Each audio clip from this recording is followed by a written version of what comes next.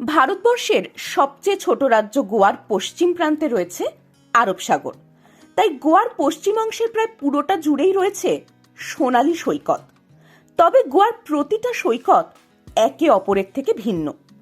কোথাও সৈকত বালুকাময়, কোথাও বা পাথুরে, কোথাও সৈকতে যেতে হলে পেরোতে হবে পাহাড়, কোথাও বা অগভীর খাল।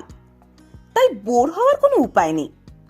এছাড়া গোয়ার পূর্ব দিকটি পশ্চিমঘাট পর্বতের অংশ, তাই সেদিকে পাহাড়, জঙ্গল, ঝর্ণাও দেখতে পাওয়া যায়। গত পর্বে আমরা north Goa travel guide share করেছিলাম আপনাদের সাথে। গত পর্বে আপনারা দেখেছেন আমরা নর্থ গোয়ার ক্যান্ডোলিম বিচে 3 রাত ছিলাম। আজ চতুর্থ দিনে আমরা ক্যান্ডোলিম থেকে সকাল সকাল বেরিয়ে স্কুটি নিয়ে চলে এলাম আগুয়াডা ফোর্টে। গুড মর্নিং, আমরা ট্যুর প্ল্যানার ব্লগ আজকে সকাল সকাল দাঁড়িয়ে রয়েছি গোয়ার লোয়ার আগুয়াডা ফোর্টের সামনে, আর পাশেই রয়েছে সেন্ট কুইরিম বিচ। এই জায়গাটা একদম ছবির মতন সুন্দর, পিছনে সব নারকেল গাছের সারি আর সামনে নীল জল, নীল জলে জাহাজগুলো, বোটগুলো ভেসে ভেসে যাচ্ছে। ভীষণ সুন্দর লাগছে, সকালবেলা বলে ভিড় কম, সেরকম রোদ নেই, খুব ভালো লাগছে। আমরা একটু এগিয়ে যাব, ওই জায়গাটাও দেখতে এত ভালো লাগছে, ভাবছি কখন যাব, গিয়ে ফটো ভিডিও নেব ওই জায়গাটা।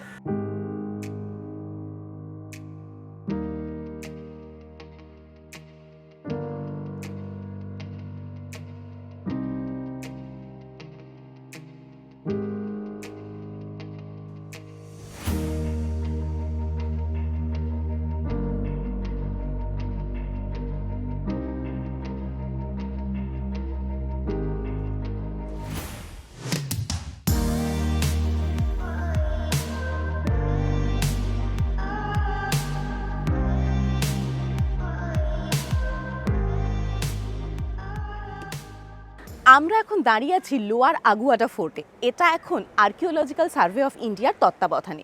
এই আগুয়াডা ফোর্ট কেন তৈরি হলো? পর্তুগিজরা তো আদিল শাহকে পরাস্ত করে দখল করে নিলেন গোয়া, কিন্তু গোয়া দখল করার পর থেকেই বিভিন্ন রকম বিদেশি শক্তি তাদের কাছে ভয়ের কারণ হয়ে দাঁড়ালো, যেমন ফ্রেঞ্চ, ডাচ, ইংরেজ। তখন তাদের মনে হলো এই শক্তিগুলোর ওপর একটা নজরদারি করা দরকার। সেই কারণেই প্রথম ফোর্ট নির্মাণের কথা তাদের মাথায় আসে, এবং মান্ডোভি রিভারের মুখে আগুয়াডা প্লেটুতে অনেকটা বড় পরিধি জুড়ে তৈরি হলো আগুয়াডা ফোর্ট। এই আগুয়াডা ফোর্ট দুটো ভাগে বিভক্ত, লোয়ার আগুয়াডা ফোর্ট মানে যেখানে আমরা দাঁড়িয়ে আছি, আর আপার আগুয়াডা ফোর্ট। এই আপার আগুয়াডা ফোর্ট আবার রয়্যাল প্যালেস নামেও পরিচিত ছিল। এই আগুয়াডা কথাটা যে বারবার বলছি, পর্তুগিজ ভাষায় আগুয়াডা কথার মানে হচ্ছে আ প্লেস অফ ওয়াটার, জলের মাঝে আগুয়াডা ফোর্ট। আর নিচে যে সমুদ্রের জলটা, সেটাও ভীষণ স্বচ্ছ, পুরো ক্রিস্টাল ক্লিয়ার, দেখুন। এরপর আমরা ক্যান্ডোলিম ফিরে একটা সেলফ ড্রিভেন কার রেন্ট নিয়ে নিলাম। এই কারটাই আগামী 3 দিন আমাদের সাথে থাকবে। সেলফ ড্রিভেন কার রেন্ট নেওয়ার সময় ভালো করে ইন্সপেকশন করে নিতে হয়। কোথায় কোথায় ড্যামেজ ও স্ক্র্যাচ আছে তার ভিডিও নিয়ে রাখতে হয় প্রমাণস্বরূপ। কার রেন্টে নেওয়ার আগে জেনে নেবেন কোনো প্রকার ড্যামেজ হলে ইন্স্যুরেন্স ক্লেম থেকে হবে না আপনাকে পেমেন্ট করতে হবে। সেলফ ড্রিভেন কার রেন্টের জন্য একটা আইডি কার্ড জমা রাখতে হয়। আমরা গাড়িটা নেওয়ার সময় বলে দিয়েছিলাম ডাইরেক্ট এয়ারপোর্টে গাড়িটা রিটার্ন করব। নর্থ গোয়াতে আমাদের থাকার মেয়াদ শেষ। নর্থ গোয়া থেকে আমরা আজকে রওনা দেব সাউথ গোয়ার দিকে। এই যে নর্থ গোয়া থেকে সাউথ গোয়া যাব, বুঝতেই পারছেন অভিব্রতর হাতে স্টিয়ারিং, ও রয়েছে ড্রাইভিং সিটে। আজকে আমরা নিয়ে নিয়েছি সেলফ ড্রিভেন কার, আর এই সেলফ ড্রিভেন গাড়িতে করেই আমরা এখন যাব নর্থ গোয়া থেকে সাউথ গোয়া। আমরা আজকে থাকছি অ্যাগন্ডা বিচে, আর এখান থেকে কিন্তু আমরা যেখানে যাব অ্যাগন্ডা বিচ, সেই বিচের দূরত্ব প্রায় 70 কিলোমিটার। তাহলে চলুন যাত্রা করি অ্যাগন্ডার উদ্দেশ্যে। মাঝে কিন্তু বেশ কিছু জায়গা পড়বে, সেগুলোও দেখতে দেখতে আমরা যাব।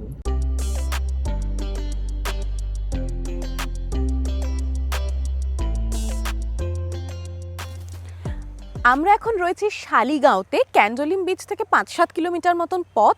এই জায়গাটার যেটা বিশেষত্ব সেটা হচ্ছে দুপাশে এরকম সার দিয়ে নারকেল গাছ। এই রাস্তাটা দুপাশে এরকম সুন্দর নারকেল গাছের সারি বলে জায়গাটা ভীষণ সিনিক লাগে, ফটো ভিডিওগ্রাফির জন্য বেশ সুন্দর। बहुत उम्मीद से मैंने पहला कदम बढ़ाया, मैं चलना चाहती थी तुमने उड़ना सिखाया, बहुत उम्मीद से मैंने पहला कदम बढ़ाया, मैं चलना चाहती थी तुमने उड़ना सिखाया। আমরা চলে এলাম ডোনা পাওলো ভিউ পয়েন্টে। এখানে পার্কিংয়ে গাড়ি রেখে আগে ব্রেকফাস্ট সেরে নিলাম আমরা, এরপর হাঁটা লাগালাম ভিউ পয়েন্টের দিকে।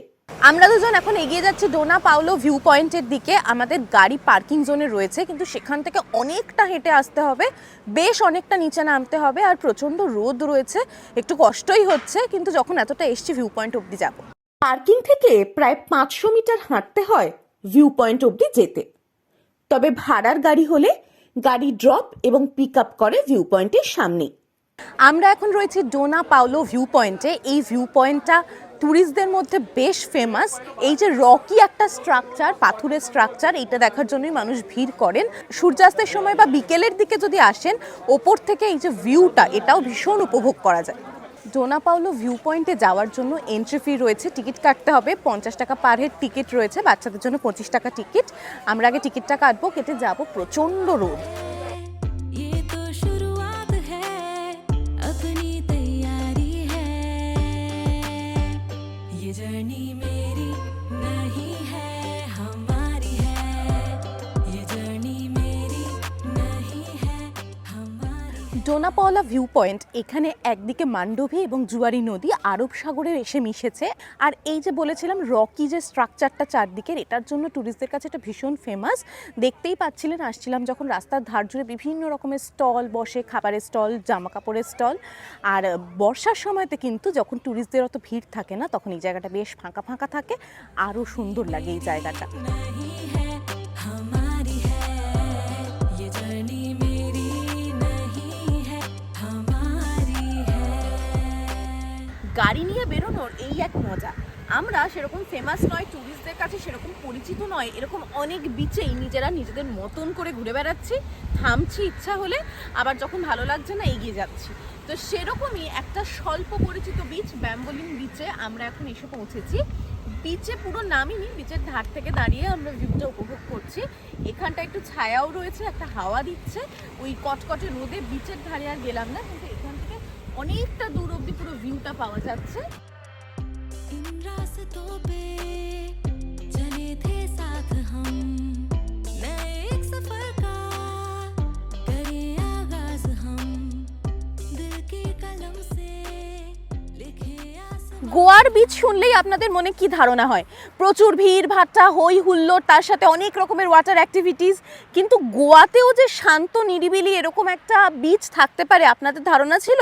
আমাদেরও ধারণা ছিল না যে গোয়াতেও থাকতে পারে এরকম শান্ত নিরিবিলি একটা বিচ।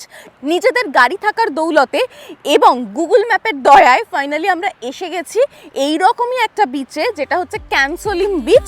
आगाज हम, ये तो बेमतलब प्यारी, ये तो बेमतलब प्यारी अजब सी यारी है, ये जर्नी मेरी नहीं है, हमारी है, ये जर्नी मेरी नहीं है, हमारी है। ভারতবর্ষের ক্ষুদ্রতম রাজ্য গোয়া জুড়ে রয়েছে আরব সাগরের তীর বরাবর একটার পর একটা সি বিচ। তার অনেকগুলোই আমরা ঘুরেছি, মানে আমরা প্রথমে নর্থ গোয়াতে অনেকগুলো সি বিচ ঘুরে নিয়েছি। এখন আমরা যাচ্ছি সাউথ গোয়ার আগন্ডা বিচে থাকবো বলে, কিন্তু যাওয়ার আগে আমরা ঘুরে নিচ্ছি সাউথ গোয়ার বিচগুলো। প্রত্যেকটা বিচই 19-20, মানে সমুদ্র সৈকত যেরকমটা হয় আর কি। তো এখন আমরা রয়েছি বেতাল বাতিম সি বিচে। এই বিচটা সাউথ গোয়ার অন্যান্য বিচগুলোতেও যেটা দেখলাম যে অপেক্ষাকৃত শান্ত নর্থ গোয়ার বিচগুলোর থেকে। এরপর এগিয়ে চললাম কোলভা বিচের দিকে। একটু আগেই সাউথ গোয়া নিয়ে বলছিলাম না যে সাউথ গোয়ার বিচগুলো নাকি নিরিবিলি, পুরো ধারণাটাই ভুল প্রমাণ করে দিয়েছে এই কোলভা বিচ। এই বিচে কিন্তু বেশ জমজমাট ভিড়, আর সব থেকে যেটা মজার ব্যাপার, নানান রকম ওয়াটার অ্যাক্টিভিটিস হচ্ছে এখানে। ওই যে দেখুন স্পিড বোটের সাথে প্যারাশুটটা বাঁধা, আর ওরা কি সুন্দর ভেসে ভেসে উড়ে উড়ে যাচ্ছে। কিন্তু আমার একটু একটু ইচ্ছা হচ্ছে, একটু একটু ভয় হচ্ছে, আর অভিব্রত মোটেই আমায় অ্যালাউ করছে না, একটু একটু রিস্ক রয়েছে বলে। আপাতত আজকের জন্য প্ল্যানটা মুলতুবি রইল, পরে যদি পটানো যায় তাহলে এই ট্রিপে হবে, না হলে নাকি আরও সুন্দর জায়গায় কোথাও আমরা এইটা করব। অভিব্রত এরকম একটা মিথ্যে আশ্বাস দিচ্ছে আমাকে। যাই হোক, লাঞ্চটা এখনো হয়নি, তাই আমরা বিচ সাইডের একটা রেস্তোরাঁর দিকে এগিয়ে চললাম লাঞ্চ করার জন্য। গোয়া আসার আগে থেকে গোয়ার ফেমাস ডিশ হিসাবে রাওয়া ফিশের কথা শুনেছি। রাওয়া ফিশ বেসিক্যালি একটা প্রিপারেশন, এক ধরনের মাছ ভাজা, যেটা গোয়াতেই বিখ্যাত। এবং এই রাওয়া ফিশের বিভিন্ন রকম ফিশ দিয়ে রাওয়া ফিশের প্রিপারেশন হয়। আমরা আজকে নিয়েছি স্মল সাইজ কিং ফিশ, তার রাওয়া ফ্রাই, আর তার সাথে আমাদের চিরাচরিত লেমন প্রন সেটাও নিয়েছি সাথে। এখানে বিচের ধারে বেশ কিছু রেস্তোরাঁ রয়েছে। দুর্দান্ত ভিউ দেখতে দেখতে লাঞ্চ সেরে পার্কিং লটের দিকে এগিয়ে চললাম। এখানে একটা বাঙালি রেস্তোরাঁও চোখে পড়ল। আমরা আবার এগিয়ে চললাম। এবার আর কোথাও দাঁড়ানো নয়, সোজা যাব অ্যাগন্ডা বিচ। मंजिलों की छोड़ के परवाह रास्तों को ढूंढे आजा चल सारा ये जहान अपना पूरा आसमान अपना ईंटे बादलों की होंगी नीला हो मकान अपना बस झील जिंदगी দেখতে দেখতে সন্ধে নেমে এলো। মাঝে একটা জায়গায় মুনরাইজ হচ্ছে দেখে একটু দাঁড়ালাম। এরপর আকাশের পূর্ণিমার চাঁদকে সঙ্গী করে অ্যাগন্ডা এসে পৌঁছলাম। অ্যাগন্ডাতে আমরা উঠেছি বিচ লাগোয়া রিয়া কটেজে। আপনাদের তো আগেই বলেছি, এবারের ট্রিপটা কাস্টমাইজ করার জন্য আমরা সুইট হ্যাপি জার্নির শরণাপন্ন হয়েছিলাম। যে কোনো ট্রিপের ক্ষেত্রেই বাজেট তো একটা বড় কনস্ট্রেন্ট, তো সেইটা মাথায় রেখে যেখানে যেরকম বাজেটের মধ্যে ভালো হোটেল পাওয়া যায় ওনারা আমাদের প্রোভাইড করেছেন। অ্যাগন্ডা বিচে যে হোটেলটায় আমরা রয়েছি সেটা হচ্ছে রিয়া কটেজ। কটেজের ভেতরে যাব, কিন্তু সত্যি বলছি এই যেখানে দাঁড়িয়ে আছে এখান থেকে যেতে ভেতরে ইচ্ছা করছে না। তার কারণটা হচ্ছে জাস্ট সামনেই হচ্ছে সি বিচটা, মানে 2 পা এগোলেই সি বিচ, আর এখানে বসেই আমি দেখতে পাচ্ছি যে সমুদ্রের ঢেউ আছড়ে পড়ছে সমুদ্র সৈকতে, আওয়াজ তো শোনাই যাচ্ছে। আর যেহেতু আজকে পূর্ণিমা, তাই জন্য এরকম চাঁদনি জ্যোৎস্না রাতে অসাধারণ লাগছে। আর কটেজটার ভেতরটা কেমন সেটা নিয়ে আপনাদের মনে অনেক রকম প্রশ্ন তৈরি হয়েছে, তো চলুন ভেতরে গিয়ে দেখাই কটেজটা কি সুন্দর।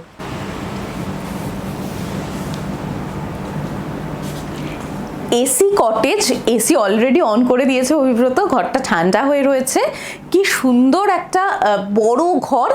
এই যে এদিকে বেড রয়েছে, কাবার্ড রয়েছে যেখানে জামা কাপড় রাখা যাবে অনায়াসেই, আর এখানে রয়েছে একটা বেশ বড় বেড আর সাথে অ্যাটাচ বাথরুম। সারাদিন ড্রাইভ করে ক্লান্ত, তাই লাইম সোডা অর্ডার দিলাম। সমুদ্র দেখতে দেখতে দারুণ লাগছে। এরপর বিচে এলাম। বিচ জুড়ে প্রচুর রিসোর্ট আর রেস্তোরাঁ রয়েছে।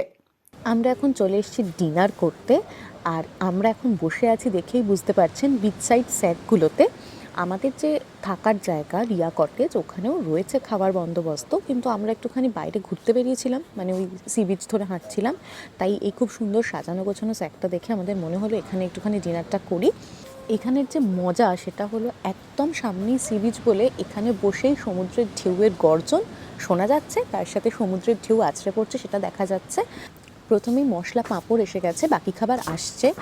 ফিশ বিরিয়ানি, রায়তা, এগ ভুর্জি দিয়ে ডিনার সেরে নিলাম।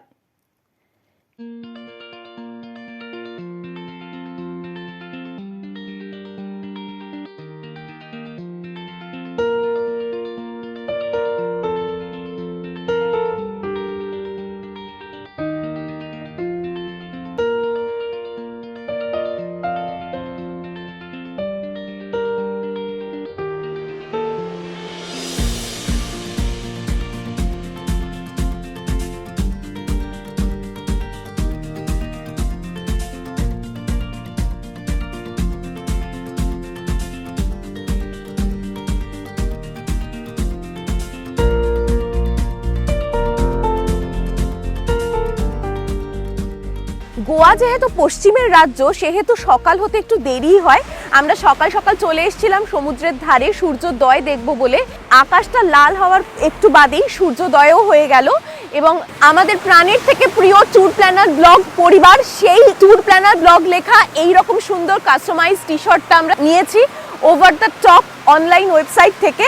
আপনারাও যদি এরকম কাস্টমাইজ টি শার্ট চান তাহলে ওভার দ্য টপ এই ওয়েবসাইটটা ভিজিট করতে পারেন।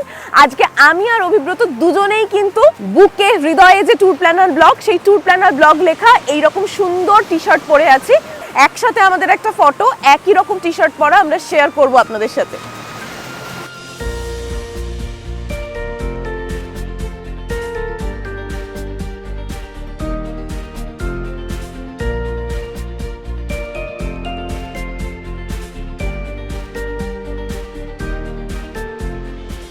কাল সন্ধেবেলা আমরা যখন অ্যাগোন্ডা বিচে এসে পৌঁছই তখন আমাদের যে আস্তানা রিয়া কটেজ তার একটা ভিউ আপনাদের সাথে শেয়ার করেছিলাম। আমরা বলেছিলাম যে এখান থেকে সমুদ্র জাস্ট সামনে, অসাধারণ ভিউ পাওয়া যায় রুম থেকেই এবং রুমের বাইরের ব্যালকনি থেকেই। কিন্তু কেমন সেই ভিউটা সকালবেলার সেটা আপনাদের সাথে এখন দেখানো হয়নি, চলুন দেখাই।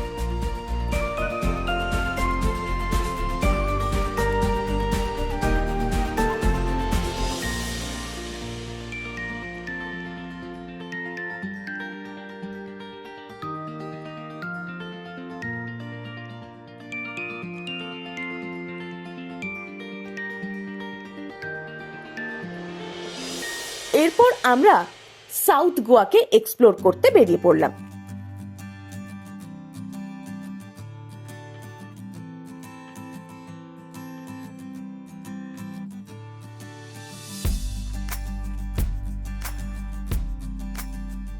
আমরা পালোলেম পৌঁছে আগে ব্রেকফাস্ট সেরে নিলাম। আমরা রয়েছি সাউথ গোয়ার অ্যাগোন্ডা বিচে, সেটা একটু ফাঁকা ফাঁকা, কিন্তু সেখান থেকে বেরিয়ে আজকে সকালবেলাতে সেলফ ড্রিভেন কার নিয়ে আমরা এখন এসে গেছি পালোলেম বিচে। এসে আগে পেট পুজোটা করে নিয়েছি, ব্রেকফাস্ট হেভি না করলে সারাদিন মোটেও ঘুরতে ভালো লাগে না। আমরা এখন যে পালোলেম বিচটায় রয়েছি এটা কিন্তু বেশ ক্রাউডেড, প্রচুর মানুষ এসছেন। তার মধ্যে আমরা আজকে যে রয়েছি এটা উইকেন্ড, রবিবার, তার জন্য ভিড়টা আরও বেশি। যেমন আমাদের মতন ট্যুরিস্টরা রয়েছেন তেমন স্থানীয় মানুষরাও ভিড় করেছেন। সুন্দর গাড়ি এবং টু হুইলার পার্কিংয়ের ব্যবস্থা রয়েছে। আমাদের গাড়ি আমরা পেড পার্কিংয়ে রেখে এখন একটুখানি সমুদ্রের ধারে ঘুরছি। এখানে ল্যান্ডস্কেপটাও চোখে পড়ার মতন, ভীষণ সুন্দর। দুদিকে ওরকম দুটো পাহাড় আর মাঝখানে একটা প্যাসেজের মতন তৈরি হয়েছে। এখানে বোটিং করা যায়, কায়াকিং তো করছেন অনেকে, কায়াকিং করা যায়, মানে ওই আর কি লেজিভাবে সমুদ্রে ভেসে থাকা। ডলফিন সাইটিং, তার সাথে হচ্ছে বাটারফ্লাই বিচ, মাঙ্কি বিচ, এই বিচগুলোতেও যে বোটে করে যাওয়া যায় সেটা এখন বন্ধ রয়েছে, কিছুদিনের মধ্যেই শুরু হবে, সিজন চলেই এসছে। আমরা সেটা উপভোগ করতে পারলাম না। আপনারা যারা আমাদের ভিডিও দেখে আসার প্ল্যান করছেন তারা নিশ্চয়ই এগুলো এসে করবেন। পালোলেম বিচ থেকে এগুলো অনায়াসই করা যায়। আমরা পাটনেম বিচের দিকে এগিয়ে চললাম।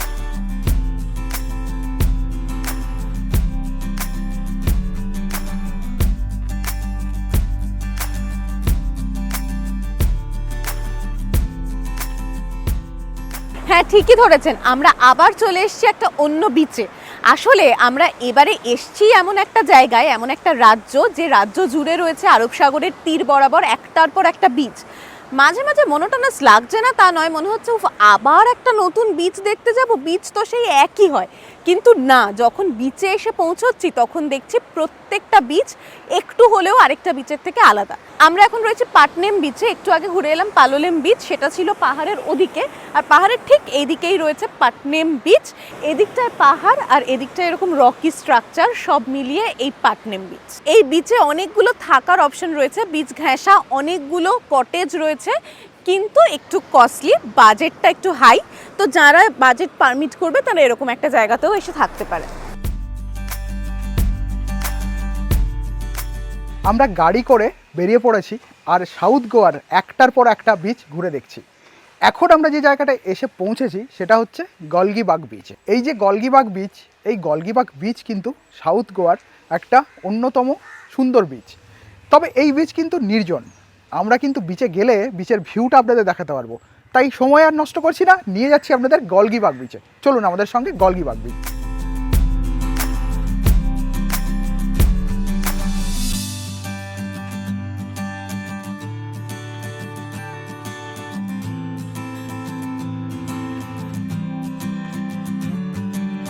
আমরা যে এখন রয়েছে এই গলগিবাগ বিচে, এই গলগিবাগ বিচ কিন্তু বেসিক্যালি টার্টেল নেস্টিং সাইট। তাই টার্টেলের সিজনে আপনারা যদি আসেন সেক্ষেত্রে কিন্তু টার্টেলের হ্যাচিং থেকে শুরু করে ডিম পাড়া, হ্যাচিং, এগুলো সব কিছুই আপনারা কিন্তু এখানে দেখতে পাবেন। তাই টার্টেল দেখার জন্য সাউথ গোয়ার এই গলগিবাগ বিচে আপনাদের অবশ্যই আসতে হবে। জায়গাটা কিন্তু খুব সুন্দর, দেখুন পুরো নির্জন চারদিক, নীল জল, ট্যুরিস্ট নেই বললেই চলে। আর রয়েছে 2-4 জন বিদেশি যারা কিন্তু এখানে সার্ফিং করছেন। জায়গাটা দুর্দান্ত লাগছে দেখতে। আমরা এবার এগিয়ে চললাম গোয়া কর্ণাটক বর্ডারের শেষ বিচ পোলেম বিচের দিকে।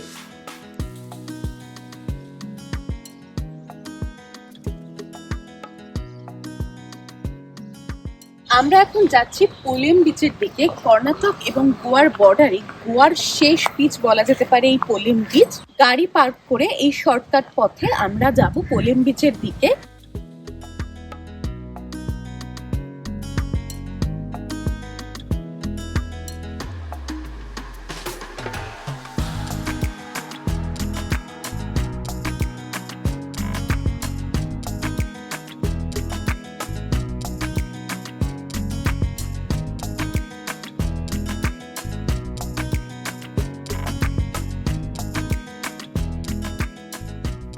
রোড সাইড একটা রেস্তোরাঁ থেকে আমরা অথেন্টিক গোয়ান থালি দিয়ে লাঞ্চ সেরে নিলাম। অথেন্টিক ডিশে রাইসটা কিন্তু বেশ মোটা। এরপর এগিয়ে চললাম গোয়ার কিছু অফবিট জায়গা ঘুরে দেখার জন্য। আমরা এখন যাচ্ছি কার্টিগো ওয়াইল্ড লাইফ স্যাংচুয়ারির মধ্যে দিয়ে। যাওয়ার পথটা ভারী সুন্দর।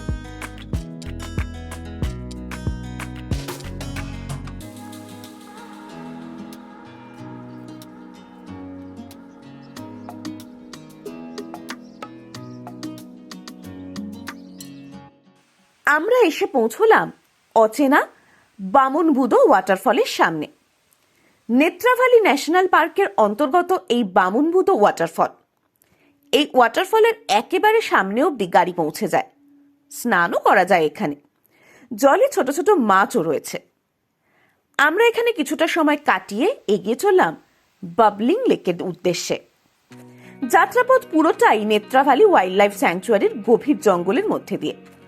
এই জঙ্গলে রয়েছে চিতা, ভালুক, ইন্ডিয়ান গড়, ব্ল্যাক প্যান্থার এবং বাঘ।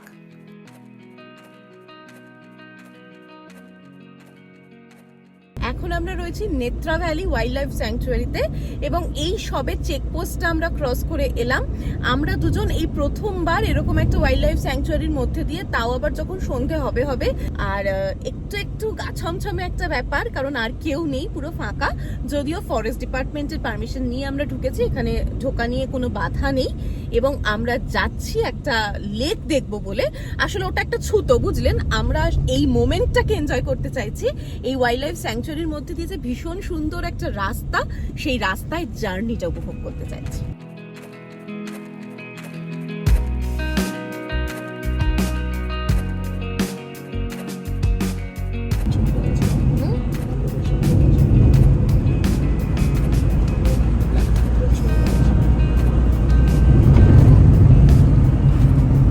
কার ছবি দেখলে অভিব্রত এই অভয়ারণ্যে?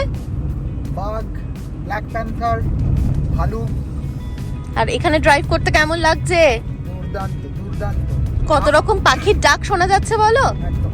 আমি তো সাজেস্ট করবো আপনারা গোয়া এলে অবশ্যই সেলফ ড্রিভেন কার নিয়ে গোয়া আসুন। দারুণ লাগবে, দারুণ। আর আমাদের মতন বিচ দেখে যদি মোনোটোনাস লাগে, যদি বোর ফিল করেন, তাহলে অবশ্যই এই যে অফ বিচ যে জায়গাগুলো দেখাচ্ছি, এগুলো একবার করে ঘুরে যাবেন। রাস্তাটা দেখুন।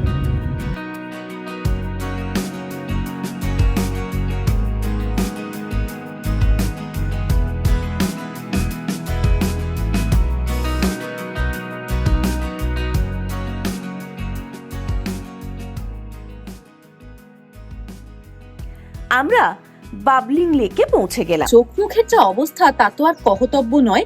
গোয়াতে সূর্যাস্তটা অনেক দেরিতে হয় বলে এখনো চারদিকটা বেশ আলো। যদিও এখন ঘড়ির কাঁটা জানান দিচ্ছে, ঘড়ির কাঁটা নয়, ডিজিটাল ওয়াচ জানান দিচ্ছে এখন সময় বিকেল 5:30।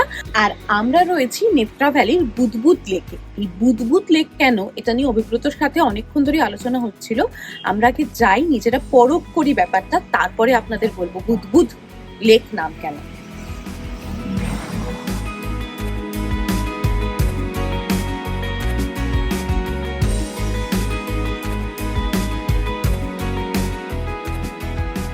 এই বুদবুদ লেক নামটা হওয়ার কারণ হচ্ছে যে দেখা যাচ্ছে জলের তলা থেকে কন্টিনিউয়াস ছোট ছোট বাবলস বুদবুদ ওপরে উঠে আসছে। যদিও এর পিছনে আমরা সবাই জানি যে রসায়নের বেশ কিছু জটিল তত্ত্ব রয়েছে, কিন্তু মানুষজন এইটা দেখার জন্যই এখানে ছুটে আসে। এর সাথেই রয়েছে গোপীনাথ মন্দির, তার দর্শনও আমরা নিশ্চয়ই করব এসছি যখন। একসাথে দেবতার দর্শন এবং তার সাথে বুদবুদ লেকের দর্শন দুটোই হয়ে গেল।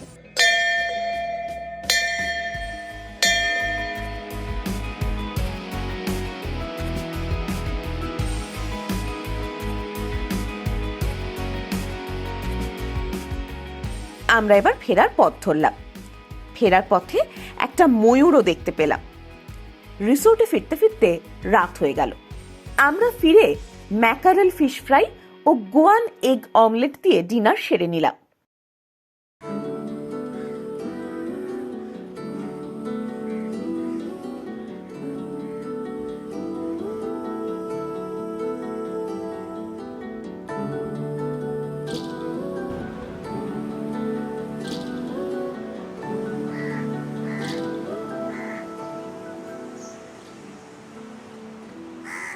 Good morning. আমরা তো রেডি হয়ে গেছি। আজকে আমাদের ট্রিপের শেষ দিন। আমাদের এখান থেকে বেরিয়ে পড়তে হবে। ব্যাগেজ নিয়ে আমরা পুরো এগোবো এয়ারপোর্টের দিকে। যদিও এখনও বেশ কিছু জায়গা ঘুরে দেখা বাকি, ওই আর কি, শেষ হয়েও হয় না শেষ, সেরকম একটা ব্যাপার।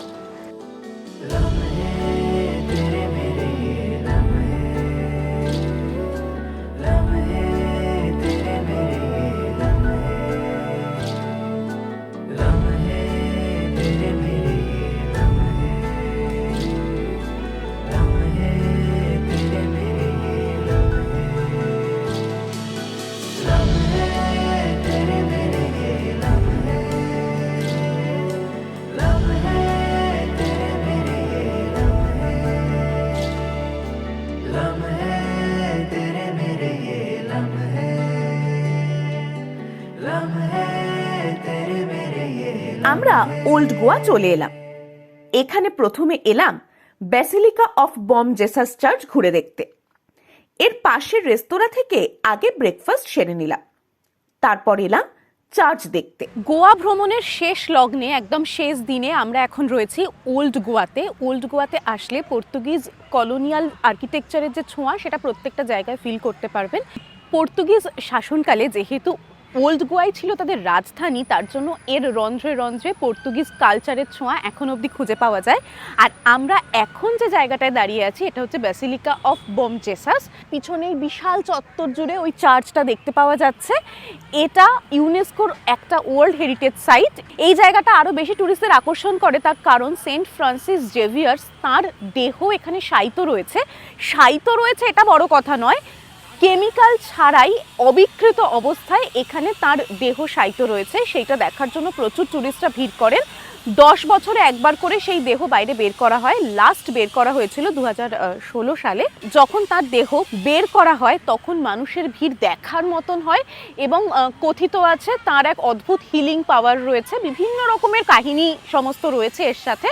তো সেটার জন্য এখানে ভিড় হয়। আরেকটা ব্যাপার, এর আর্কিটেকচারের ব্যাপারেও অনেক কথা শুনেছি, সেটা ভেতরে গেলে বাকিটা বুঝতে পারবো। আমরা ভেতর থেকে ঘুরে এলাম। যথারীতি ভেতরে তো ফটোগ্রাফি ভিডিওগ্রাফি অ্যালাউড নয়, ঢোকার সময়তে ব্যাগ চেকিং এবং বেশ কিছু রেস্ট্রিকশনস রয়েছে। বেশ সুন্দর লাগলো ভেতরটা, বিশাল বড় জায়গা ভেতরে, এবং ফ্লোরটা পুরো মার্বেলের, দামি পাথরের। আর ভেতরে যা যা কাজ দেখলাম গোল্ডেন কালারের, সেগুলো সবটাই উডেন কাজ।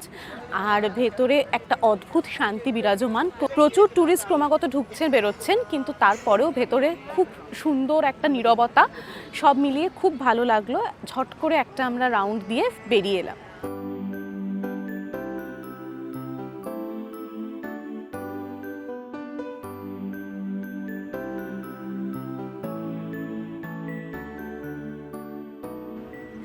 আমরা এখন রয়েছি church of saint Francis of আসিসির সামনে। জাস্ট এর অপোজিটেই হচ্ছে ব্যাসিলিকা অফ বম জেসাস, যেটা দেখে আমরা এখানে এসে পৌঁছলাম। এই জায়গাটা ভারী সুন্দর, যদিও বেশ ভালোই রোদ উঠেছে, কিন্তু দাঁড়িয়ে থাকতে বেশ ভালো লাগছে।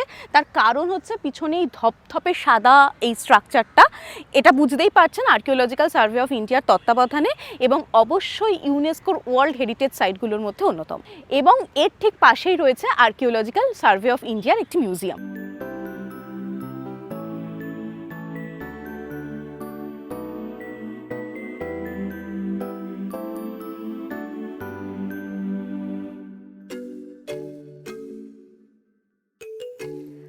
আমরা এবার পাঞ্জিমের দিকে এগিয়ে চললাম।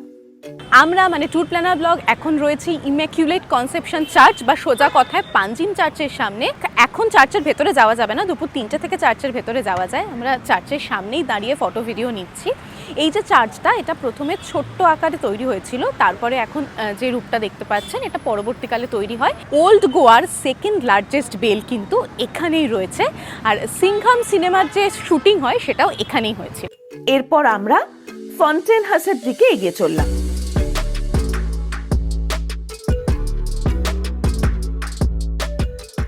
আমরা দুজন মানে ট্যুর প্ল্যানার ব্লগ এখন ওল্ড গোয়ার পাঞ্জিমের অলিতে গলিতে ঘুরে বেড়াচ্ছি।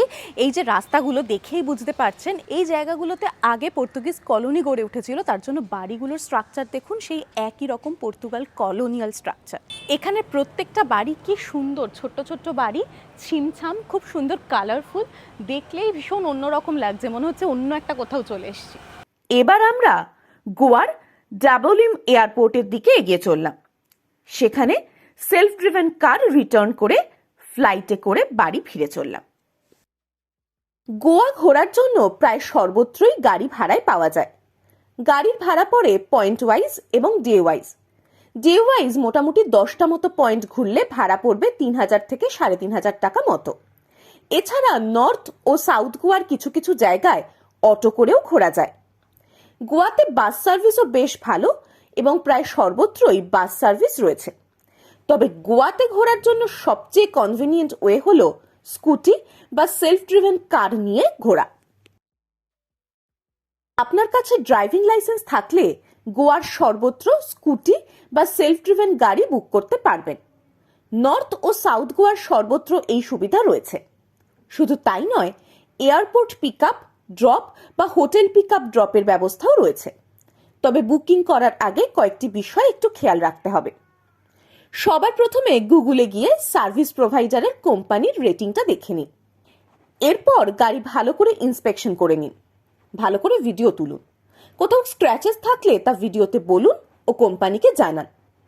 গাড়ি যদি অ্যাক্সিডেন্ট করে সেক্ষেত্রে আপনাকে কি পেমেন্ট করতে হবে নাকি গাড়ির ইন্স্যুরেন্স থেকেই সেটা যাবে সেটা ক্লিয়ারলি জেনে নিন। গাড়ির বা স্কুটির ফুয়েল গেজ মার্কিং এর ফটো তুলে রাখুন। গাড়ি ফেরত দেওয়ার সময় এই দাগ বা তার বেশি তেল ফেরত দিতে হয়, নইলে এক্সট্রা চার্জেস নেয়।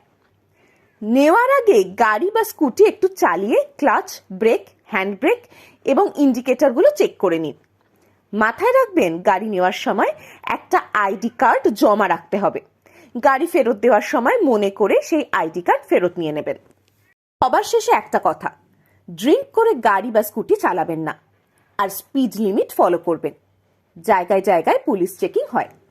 সাউথ গোয়াতে থাকতে চাইলে থাকুন কোলা বা পালোলেমে, আর একটু নিরিবিলিতে থাকতে হলে থাকুন অ্যাগোন্ডাতে।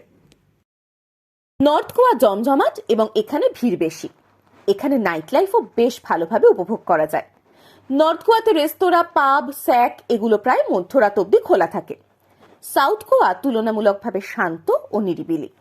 নর্থ গোয়াতে হোটেলের দাম সাউথ গোয়ার তুলনায় বেশি এবং খাবারের দামও বেশি। গোয়ার রেল ও আকাশপথে দেশের বাকি অংশের সঙ্গে ওয়েল কানেক্টেড। হাওড়া থেকে 18047 অমরাবতী এক্সপ্রেস রাত 11টা 20-তে ছেড়ে প্রায় 41 ঘন্টা সময় নিয়ে ভাস্কো দা গামা পৌঁছয়। গোয়াতে দুটো এয়ারপোর্টও রয়েছে। নর্থ গোয়াতে রয়েছে মোপা এয়ারপোর্ট আর সাউথ গোয়াতে রয়েছে গোয়া ইন্টারন্যাশনাল এয়ারপোর্ট, যা কলকাতার সাথে ডিরেক্ট ফ্লাইট দ্বারা কানেক্টেড। গোয়াতে বিভিন্ন মানের বিভিন্ন বাজেটের হোটেল পাওয়া যায়। সি ফেসিং হোটেল সব থেকে কস্টলি হয় এবং সমুদ্র থেকে যত দূরে যাবেন ভাড়াও সেই অনুপাতে কমতে থাকে। গোয়াতে মোটামুটি একটা বাজেট হোটেলের ভাড়া শুরু হয় 1500 থেকে 2000 টাকা থেকে। তবে এর চেয়ে কমেও হোটেল পাওয়া যায়। গোয়াতে বিভিন্ন রকমের খাবার পাওয়া যায়। একটু স্ট্যান্ডার্ড রেস্তোরাঁয় এক একটা ডিশের দাম মোটামুটি 600 থেকে 800 টাকা। বিচ স্যাকগুলোতেও খাবারের দাম মোটামুটি 400 থেকে 700 টাকা। গোয়া স্কুটিতে ঘুরলে পার ডে স্কুটি ভাড়া পড়ে 500 টাকা এবং সেলফ ড্রিভেন গাড়ির ভাড়া পড়ে 1000 থেকে 1200 টাকা দিন প্রতি। গোয়াতে পেট্রোলের দাম কিন্তু অনেকটাই কম। আমরা কাস্টমাইজড ট্যুর বুক করেছিলাম সুইট হ্যাপি জার্নি থেকে। এখন এসে গেছি সুইট হ্যাপি জার্নির অফিসে। আমরা মানে ট্যুর প্ল্যানার ব্লগের এবারের ট্রিপ হচ্ছে মুম্বাই গোয়া, আর এই ব্যাপারে জানতে আমরা আজকে চলে এসেছি সুইট হ্যাপি জার্নির অফিসে। চলুন ভেতরে যাওয়া যাক।